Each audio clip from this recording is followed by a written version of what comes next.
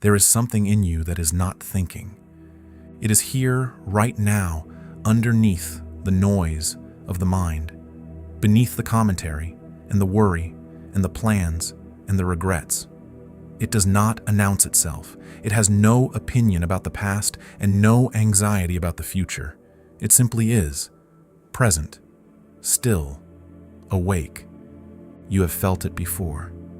Perhaps in a moment that caught you off guard watching light move across water, or holding something newly born, or sitting in complete silence after a long period of grief. A moment when the mind, for reasons it could not explain, went quiet. And in that quiet, something was there that you recognized, instantly and wordlessly, as more real than anything the mind had ever offered you. This documentary is about that something, and about the single habit so ordinary, so invisible, so thoroughly woven into the fabric of human existence that keeps almost every person alive today from knowing it. The beginning of the dream. You arrived here without a story, before anyone told you who you were, before the first word was spoken in your direction. There was awareness, pure, open, boundless awareness. You did not yet know that you were separate from the world you were perceiving. You did not know that the warmth you felt was a body, that the light you saw was a ceiling, that the sound you heard was a voice belonging to someone other than you. There was only this, the miracle of consciousness meeting itself in the freshness of a moment that had never existed before and would never exist again. Then, gently, the world gave you a name, and the dream began. A name is a remarkable thing. It is also, in a sense, that takes a lifetime to understand, a kind of forgetting. The moment a child learns the word tree, something subtle shifts in their relationship to the living thing standing before them. Before the word, there was direct encounter, the rough texture of bark, the way the branches moved, the smell of something green and ancient. After the word, there is a label. And the label, so useful, so necessary for navigating the shared world of human beings, begins very quietly, very gradually, to replace the encounter. We learn the names of things. Then, we learn the names of dangers. Then, we learn the names of what we must become. By the time a human being reaches adulthood, they have accumulated tens of thousands of these labels, not just for objects, but for experiences, for emotions, for other people, and most consequentially, of all, for themselves. You are this kind of person. You are good at these things. You are bad at those. You came from this kind of family. You believe these things about the world. Layer upon layer upon layer, until the original awareness, that open, nameless, boundlessly present thing that arrived here on the day you were born, is buried so deep beneath the accumulated structure of identity that most people spend their entire lives without once suspecting it is still there, still here, unchanged, waiting. This is not a criticism of parents, or of education, or of the society that shaped you. Everyone who contributed to your conditioning was themselves conditioned. They gave you what they had been given. They passed on not only their love, but their unexamined fears, their unconscious beliefs, their inherited stories about what life is and what it requires of you. It has gone this way for a very long time. People teaching people, the blind, with tremendous sincerity and genuine care, leading the blind. The question is not who is to blame. The question is, are you willing to see? The voice that never rests. Observe the mind of the average human being on an ordinary day and you will find something extraordinary in its very ordinariness. It is never here. The body is here eating, breathing, moving through the world with impressive mechanical efficiency. But the mind is somewhere else entirely. It is replaying yesterday. It is rehearsing tomorrow. It is composing responses to things that haven't been said, constructing arguments against positions no one has taken, narrating the story of a life that is always about to begin, always just finishing, never simply happening. There is a voice. You know this voice intimately, though you may never have thought of it quite this way. It is the voice that comments on everything you do. It judges. It compares. It worries. It occasionally congratulates you, though less often than it criticizes. It tells you who you are, who others are, and what everything means. It speaks in the first person: I think, I feel, I want, I fear, with such complete authority that it becomes almost impossible to imagine that there could be anything to you beyond it. This voice is what spiritual traditions have called the thinking mind, the egoic mind, the conditioned self. And here is what almost no one is told. You are not this voice. You are the awareness that hears it. This distinction between the voice and the awareness behind the voice is not a philosophical abstraction. It is the most direct and practical truth available to a human being, and it can be verified right now, in this moment, without any special training or belief. Simply notice, there is thinking happening, and there is something that is aware of the thinking. These are not the same thing. The thought is the content. The awareness is the space in which the content appears. You are the space. The thinking mind is extraordinarily useful. This needs to be said clearly.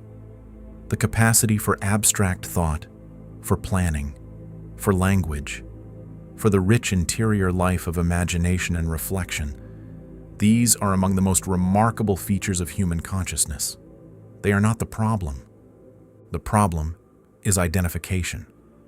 The problem is the unconscious belief installed so early and so thoroughly that it feels less like a belief and more like the nature of reality itself, that you are your thoughts, that the voice in the head is you, rather than something arising in you.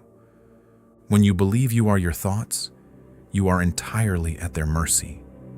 A fearful thought makes you a frightened person. An angry thought makes you an angry person. A thought about being unloved makes you feel unlovable.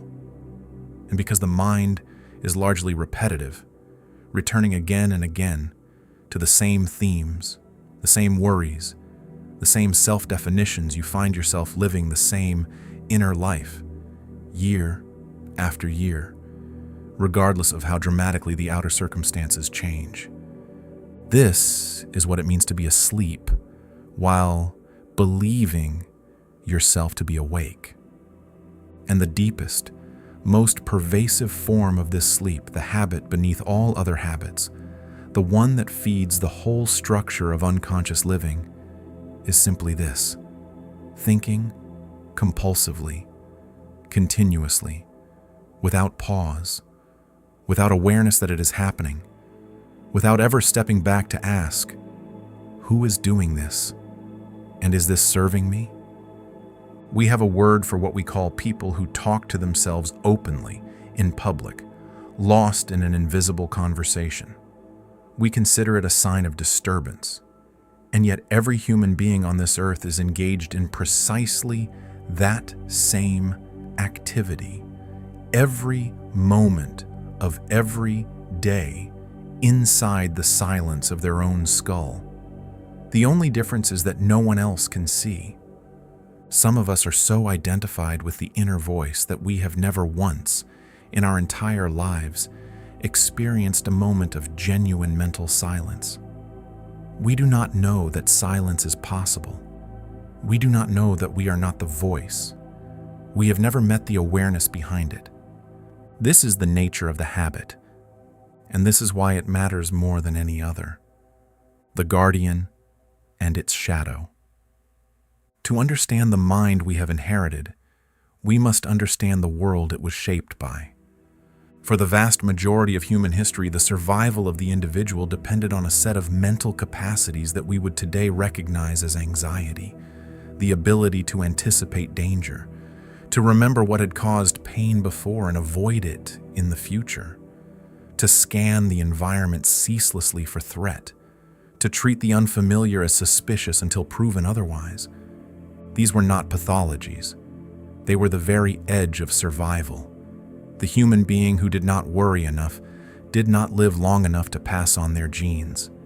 And so, across countless generations, the worried mind became the human mind. The vigilance became the default. The scanning never stopped. We carry this ancient inheritance into a world it was not designed for.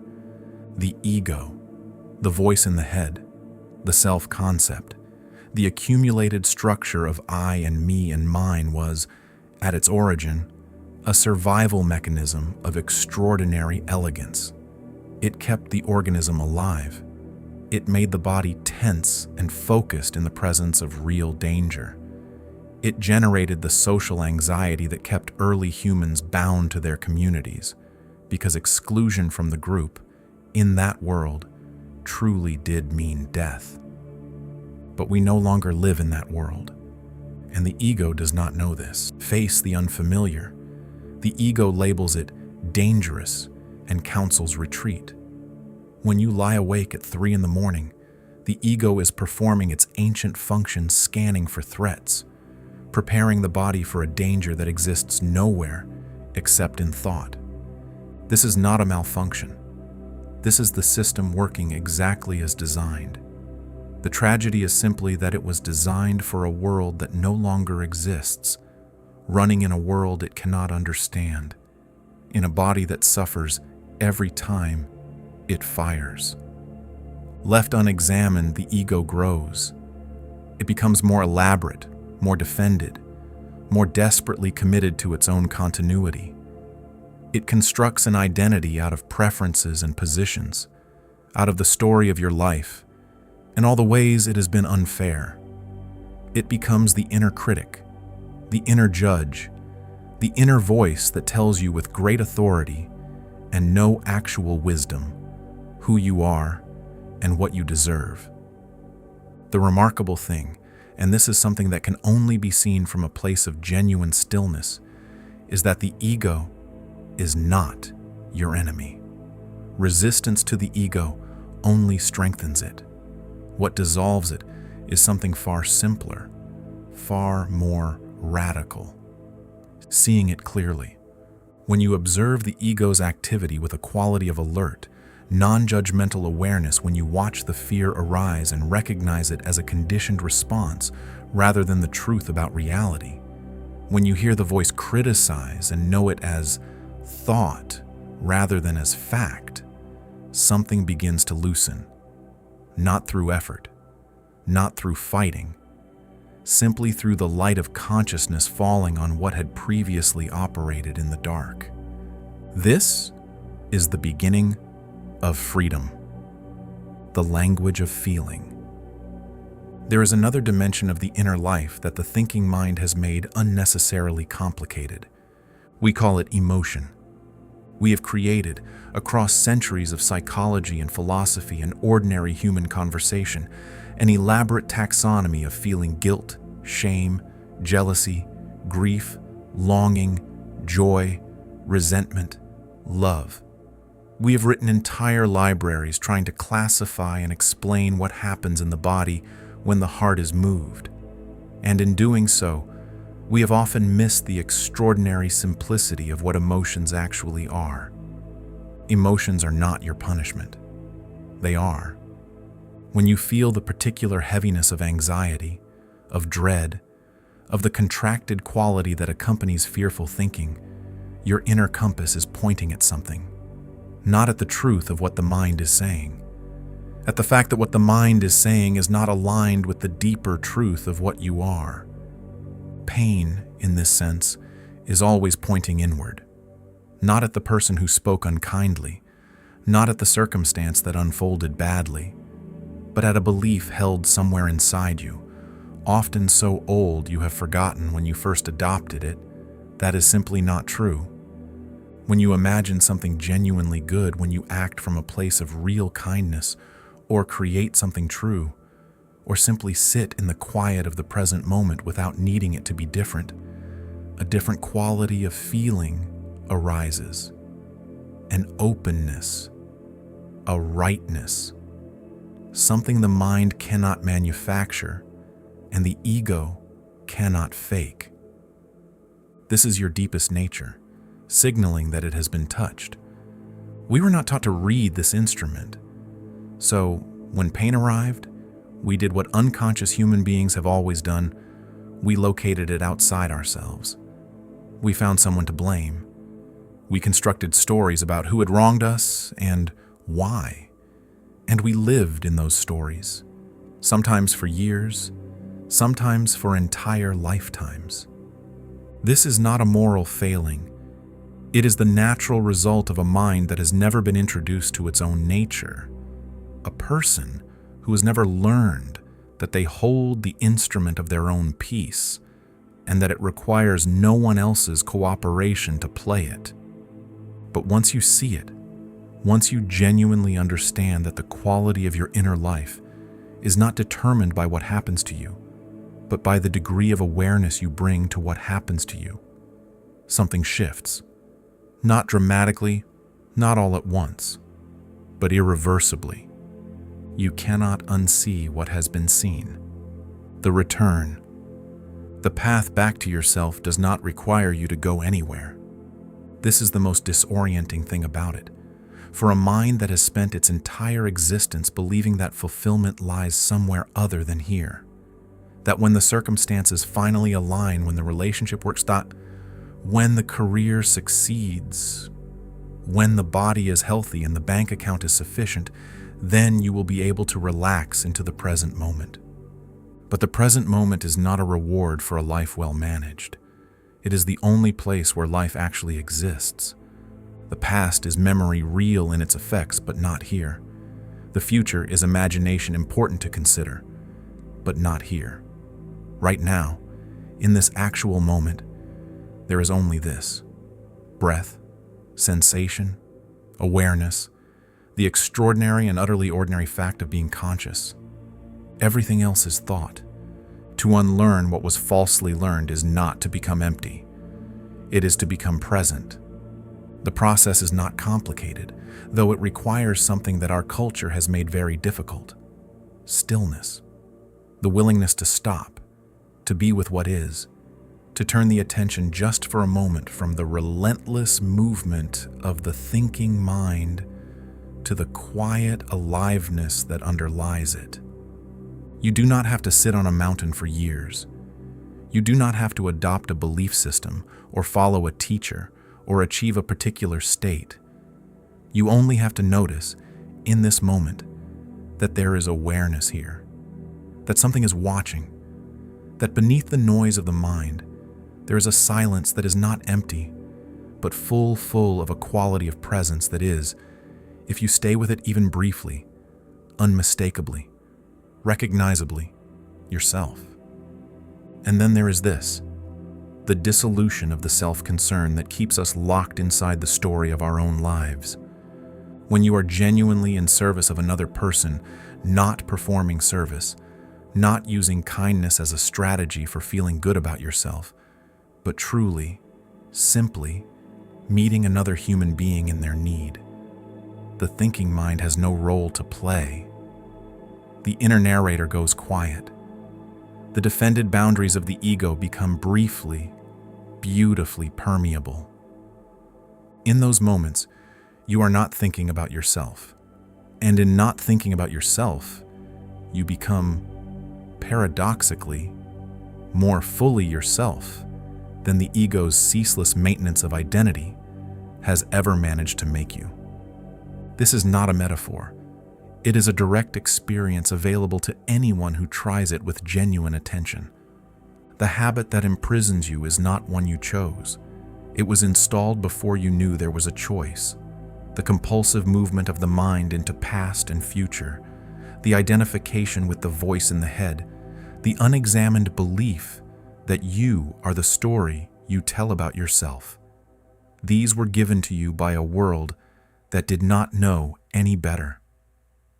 But you are not obligated to keep them. Awareness is enough.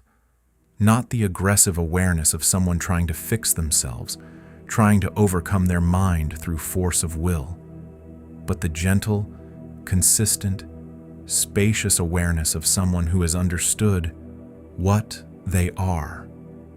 Not the thoughts, not the story, not the voice, but the consciousness in which all of these arise.